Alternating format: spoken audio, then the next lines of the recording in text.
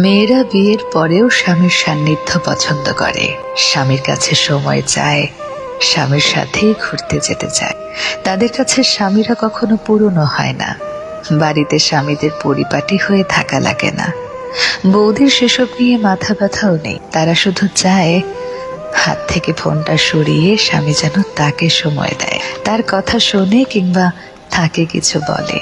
বাড়িতে হাজারটা কাজ করার পরেও স্ত্রীরা গল্প করতে ক্লান্ত হয় না, বরং সারাদিনের কথাগুলো বলার জন্য হাঁসফাঁস করতে থাকে।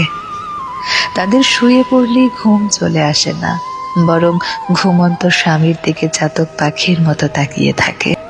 এই পুরো বিষয়টাতে টাকা পয়সার কোনো হাত নেই, সৌন্দর্যের হাত নেই, বিষয়টা ভালোবাসার।